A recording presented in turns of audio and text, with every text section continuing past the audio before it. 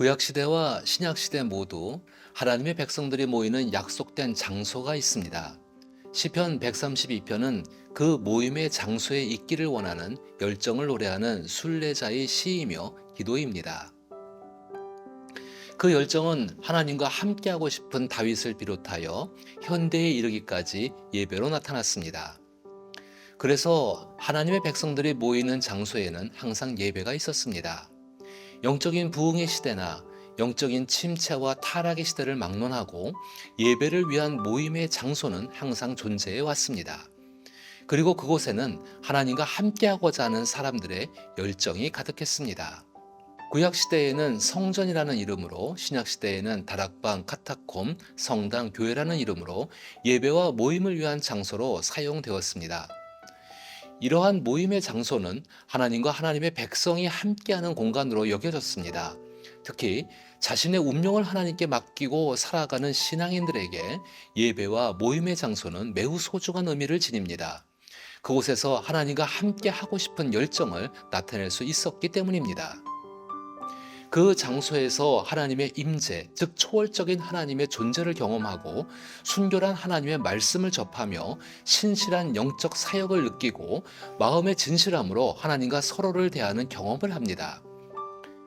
이러한 기대는 구약의 성전이나 신약의 교회를 찾는 사람들의 바람입니다. 이런 열정에 대해 시편 132편은 순종을 바탕으로 한다고 말합니다. 시편 132편은 하나님과 함께하고 싶은 열정을 시작하고 유지하고 향상시키는 힘이 하나님의 말씀에 대한 인격적인 순종에 있음을 말합니다. 이런 의미에서 시편 132편은 성전 건축을 독려하고 성전을 관리하고 유지함으로 하나님의 복을 받음을 말하지 않습니다. 하나님과 함께 있고 싶은 열정을 위한 순종을 말합니다. 사실 하나님과 함께 있고 싶은 열정과 하나님께 대한 순종은 동전의 양면과 같습니다. 순종이 있는 열정은 모든 신앙인의 삶을 활기차게 합니다. 시편 132편은 그러한 기대를 충족시키고 하나님을 영광스럽게 하는 열정을 표현하고 있습니다. 이런 생각을 가지고 시편 132편을 생각해 봅니다.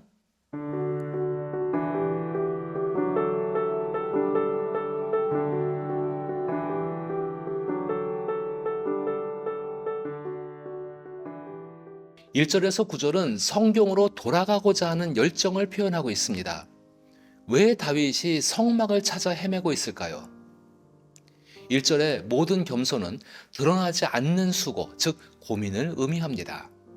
종종 우리는 다윗이 하나님의 법궤를 자신의 성에 모시는 모습이나 하나님의 성전을 건축하고자 하는 열정, 그리고 성전 건축을 위해 모든 것을 준비한 모습을 기억합니다. 그러나 버려진 성막을 찾기 위한 다윗의 자기 희생은 기억되지 않습니다. 왜 다윗은 성막을 찾기 위해 남들이 알아주지 않는 고통을 감수하며 자신을 희생하는 일을 할까요? 다윗이 고민하는 것은 하나님을 하나님답게 하는 것은 무엇일까이기 때문입니다. 다윗은 그 답을 모세오경, 즉 토라에서 찾습니다. 토라 속에 하나님께서 자신의 백성들 가운데 계시기 위해 필요한 것과 이스라엘 백성들이 하나님과 함께하기 위해 필요한 것이 무엇인지를 알게 됩니다. 다윗이 모세오경을 통해 알게 된 것은 하나님의 순결한 말씀은 법궤 안에 있어야 하며 법궤는 성막 안에 위치해야 합니다. 또한 성막과 법궤를 섬기는 제사장들은 하나님의 말씀에 따라 선하신 하나님의 인격의 성실함을 닮아 사역해야 합니다.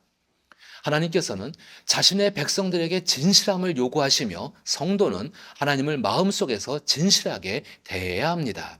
이것이 구약 성경에서 하나님께서 임하실 수 있도록 하는 방법입니다. 이 모든 것은 하나님 말씀에 대한 순종을 통해 이루어지며 그 순종은 하나님을 향한 열정입니다. 그런데 성막은 버려져 있었습니다. 아무도 관심을 두지 않았습니다. 다윗은 성막을 예루살렘으로 옮기고 하나님의 법궤를 말씀에 따라 성막 안에 두었습니다. 그리고 솔로몬은 성전을 건축한 후에 그 안에 장막을 옮겨놓고 법궤를 안치합니다. 7절에서는 우리가 그의 계신 곳으로 들어가서 예배하자라고 말합니다. 8절에서는 여호와여 일어나사 주의 권능의 괴와 함께 평안한 곳으로 들어가소서라고 간구합니다. 제사장들에게는 선하신 하나님의 인격을 닮은 모습으로 주의 성도들이 모든 피조물이 하나님을 기뻐하시는 것처럼 환영하라고 말합니다. 성경으로 돌아가 하나님께서 임재하실 수 있는 장소를 만드는 순종의 모습입니다. 다윗의 열정은 하나님의 말씀에 대한 순종을 나타냅니다. 우리가 잊고 있는 한 가지는 하나님과 성도들이 모인 장소에서 하나님을 하나님답게 모시는 것은 오직 성경으로 돌아가서 그 말씀에 순종할 때입니다. 그러나 신앙에 대한 열정을 강조하지만 그 열정이 향하는 방향은 결코 하나님 말씀에 대한 순종이 아닙니다. 참으로 하나님의 말씀과 약속을 믿고 순종하는 열정을 회복해야 합니다. 10절에서 18절은 하나님의 말씀과 약속을 믿는 열정을 담고 있습니다. 먼저 10절에서 12절은 하나님께서 하신 말씀과 약속을 기억하며 기도하고 있습니다. 그들의 궁극적인 기도의 목표는 하나님의 통치, 즉 하나님 나라입니다. 그들의 기대는 하나님 나라 안에서 하나님의 백성으로 살아가는 것입니다. 그들은 자신의 필요보다 하나님께서 원하시는 것을 먼저 구하고 있습니다. 하나님께서 원하시는 것은 복을 주시는 하나님의 인격을 믿고 하나님처럼 복을 나누어 주는 사람이 되는 것입니다. 하나님께는 복을 받을 사람이 필요합니다. 이를 통해 하나님의 선하신 통치, 즉 하나님의 나라와 의와 희락, 평강이 퍼져나갑니다. 13절에서 18절은 하나님께서 주시는 복에 대해 구체적으로 말씀합니다. 하나님 백성에게 요구되는 것은 모든 상황 속에서 하나님께서 자신의 말씀과 약속을 하나님의 선한 인격에 따라 성실하게 이루어 가신다는 것을 신뢰하며 하나님을 의심하지 않는 것입니다. 그 삶의 모습 속에 하나님은 계십니다. 13절과 14절은 그것을 나타내며 동시에 그 이하에 나오는 복에 관한 근거가 됩니다. 그리고 그것은 하나님께서 함께 하심으로 자연스럽게 경험되어지는 것임을 말합니다. 따라서 15절부터 18절은 전혀 없던 사실을 소원하는 것이 아니라 이미 있었던 사실을 회상하며 그 일이 다시 일어날 것을 믿는 고백과 찬양입니다. 내가 이성의 식료품에 풍족히 복을 주고 떡으로 그 빈민을 만족하게 하리로다 라는 말씀은 하나님께서 광야에서 바위에서 물을, 하늘에서 만나와 메추라기를 주셨던 광야 시절을 회상하며 하나님의 영원하고 풍성한 섭리에 대해 믿고 소망하며 찬양하는 것입니다. 이스라엘만큼 하나님의 구원에 대해 잘 알고 있는 백성도 없을 것입니다. 그들에게 16절에 내가 그 제사장들에게 구원을 옷 입히리니 그 성도들은 즐거이 외치로다 라는 말씀이 의미하는 것은 제사장은 언제나 기쁨이 넘쳤던 예배로 모일 때마다 그 지식을 새롭게 하고 그것을 매일의 삶에 적용하고 하나님에 의해 구속된 삶을 갱신하는 역할을 합니다. 그것이 그들에게 행복이었습니다.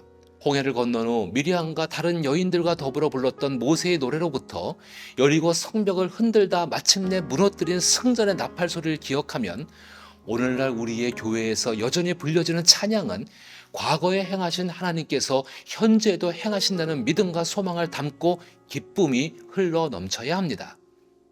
그것은 17절에서 내가 거기서 다윗에게 뿔이 나게 할 것이라 내가 내 기름 부음 받은 자를 위하여 등을 준비하였도다 라고 말씀하시는 하나님께서 준비하신 등입니다. 하나님이 준비하신 등은 꺼져 있는 등불이 아니라 밝은 빛을 내는 등입니다. 빛은 하나님의 임재를 상징하는 것으로 성경과 창조 세계에 편만합니다. 그 빛은 하나님의 임재를 드러내는 길을 걷는 자에게 광명처럼 비칠 것입니다. 그로 인해 18절에서 내가 그의 원수에게는 수치를 옷 입히고 그에게는 왕관이 빛나게 하리라 하셨도다 라고 말씀하는 것처럼 하나님의 궁극적인 결말은 하나님의 적들에게 수치로 하나님이 세운 왕에게는 영광으로 임하는 것입니다. 하나님의 승리는 완전합니다. 악은 패하여서 엎드려질 것이고 의는 승리하여 흥왕할 것입니다. 이것이 하나님께 대한 순종을 자기 삶에서 열정으로 나타낸 사람들에게 주어지는 복입니다.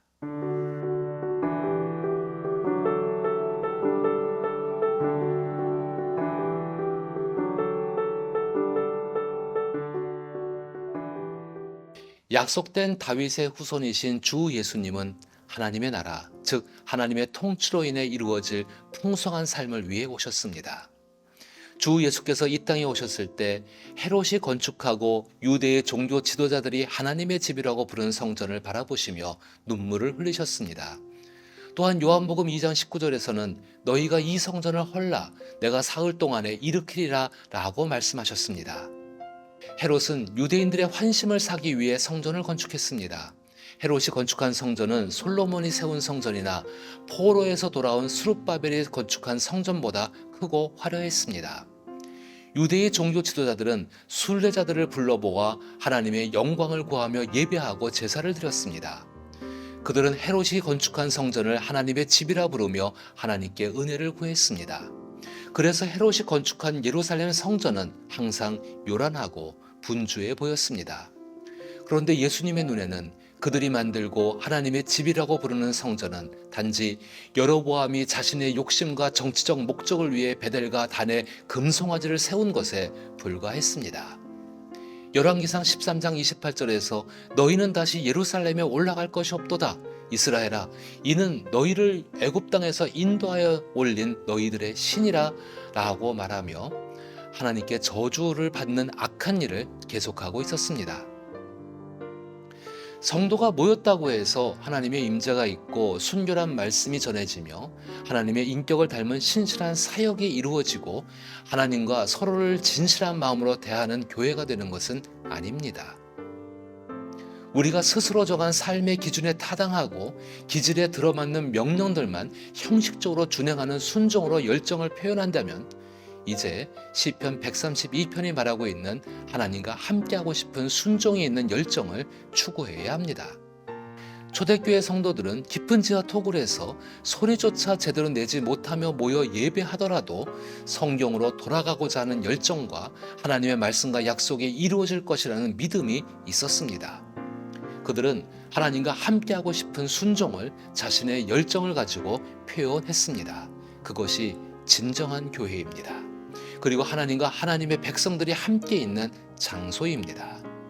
주 예수께서는 그 모임을 세우기로 작정하시고 십자가에서 죽으시고 죽은 자 가운데 부활하셨습니다. 우리가 섬기고 있는 교회가 주 예수께서 헐라고 말씀하시는 모임 장소일까요? 아니면 이미 오셔서 기다리고 계시는 장소일까요? 이는 우리가 어떤 열정을 가지냐에 달려 있습니다. 시편 132편을 기억하며 기도하며 성경으로 돌아가서 하나님의 말씀과 약속이 이루어질 것을 믿는 열정이 다윗처럼 순례자처럼 그리고 주 예수님처럼 나타날 수 있기를 나사렛 예수의 이름으로 축복합니다.